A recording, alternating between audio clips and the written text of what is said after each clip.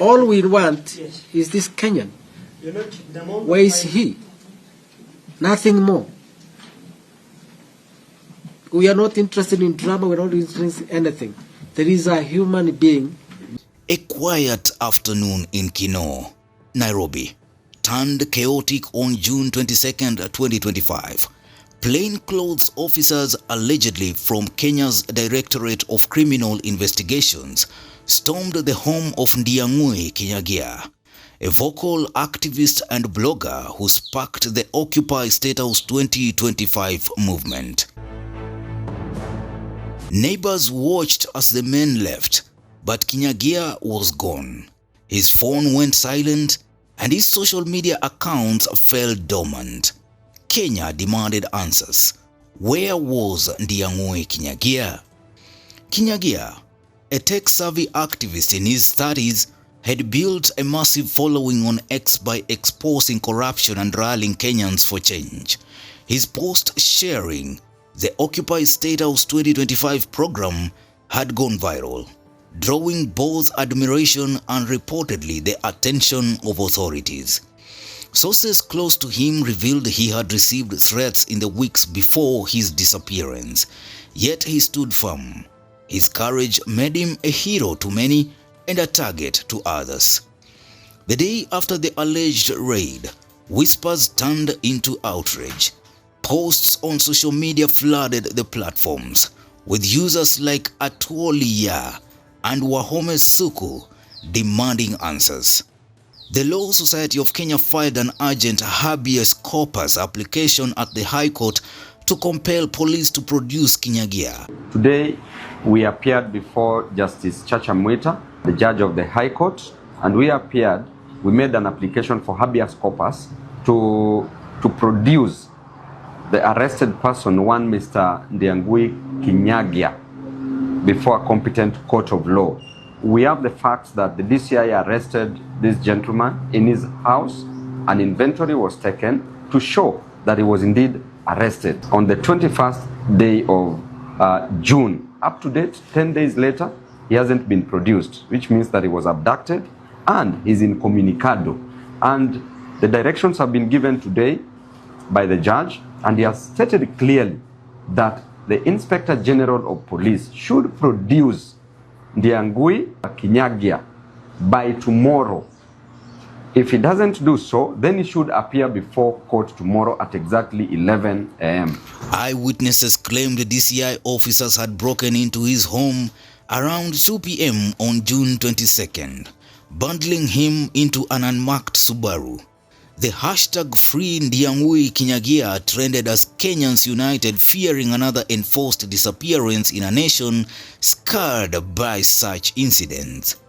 High Court Judge Chacha Mwita, known for his no-nonsense stance, took center stage.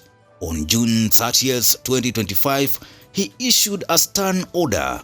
Inspector General of Police Douglas Kanja and DCI Director Amin Mohammed had to present Kinyagia in court by July 1st, 2025, or explain his absence. Mwita had previously ruled that both officials were served with court orders in similar cases, dismissing their claims of non-service. His frustration was clear. In a tense courtroom, Mwita delivered a statement that reverberated across Kenya. Quote, "I am not interested in your drama. Produce Ndiang'ui Kinyagia, whether dead or alive." How much time? I wanted that person, whether he's dead or alive. As indicated from our David, clearly you've seen the investigations are ongoing. They have said their story. Yes. You have said your story. Yes. I'm looking at the two stories. Yes. Yes. Your Lordship, in terms of timing, Your Lordship, we leave it to the discretion of the court. We cannot with certainty say that 3 or 7 days. We are not interested in any other thing. Yes. Other than the human being. I am also interested, Your Lordship. Yes. Yes, thank you. So when can we get this human being? And Your Lordship, that's what I'm saying, it will be very difficult for me to give. You know, Mr. Maro, tell your clients, yes, and these people, I'm also speaking to these people. Yes. There is no way a Kenyan will get out of his abode and vanish from this world without trace. It's not humanly possible. That's correct, Your Lordship. So let's stop doing drama and stick to what the Constitution speaks to. Yes. We may not like it. We gave it to ourselves. Those are the words. And the future generation. So when can we have this person? He may be hiding, I don't know. Yes, because your people, clients are pursuing him. Yes, Your Lordship. And he has to live like an animal. So, when can I have this person in court? Your Lordship, could I be given 7 minutes to get my plan? And Your Lordship, he can be found even before the lapse of 7 days. He has been missing since 21st. So today is 10 days. Yeah? Your Lordship, All we want yes. is this Kenyan. Your Lordship, the moment Where is he? Nothing more. We are not interested in drama, we are not interested in anything. There is a human being missing. So, where is he? Is he alive or dead? Just that. The response now is on me. They are looking upon this court to get this person alive or dead. And we all have a responsibility. The words struck a chord seen by many as a rare stand for accountability in a system often criticized for opacity. He summoned Kanja and Amin to appear personally on July 1st to clarify Kinyagia's fate or face consequences. The police, however, pushed back. DCI Director Amin Mohammed denied holding Kinyagia, claiming he was not in custody but was a person of interest. The DCI admitted to visiting Kinyagia's home on June 21st to arrest him, but claimed he wasn't there. Ndiang'ui is not under the custody of the National Police Service.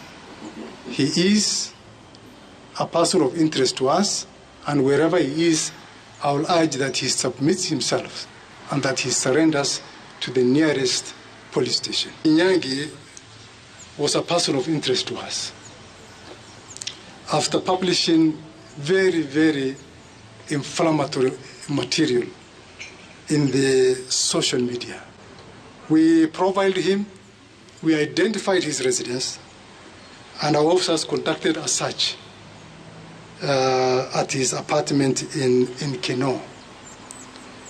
Unfortunately, he was not in his apartment. Inspector General Kanja remained silent, leaving the public skeptical.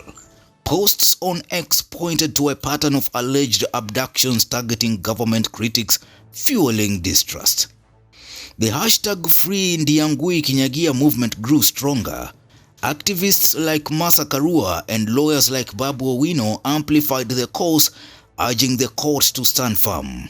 On X, users shared unverified videos and reports of Kinyagia's last movements, piecing together a timeline that suggested state involvement. Some hoped he was alive but hidden. Others feared he was gone. The silence from authorities deepened the mystery. On July 1st, 2025, the nation watched the High Court, Kanja, and Amin's failure to produce Kinyagia or a credible explanation intensified public anger. The case exposed Kenya's deeper issues: police accountability, freedom of expression, and the safety of dissenters. Kinyagia's disappearance became more than one man's story. It was a test of Kenya's commitment to justice. The court's ultimatum passed without resolution. Speculation swirled about contempt charges or appeals to international bodies. Kinyagia's fate remained unknown, but his story had ignited a movement. Kenyans have taken to X, to streets and campuses, demanding not just his return, but an end to the shadows that silence voices like these. The fight for Ndiang'ui Kinyagia has become a rallying cry. His disappearance has left a mark on Kenya, reminding the nation that justice hangs in the balance when voices vanish. What do you think? Newsroom Maisha TV, Bushabi Junior.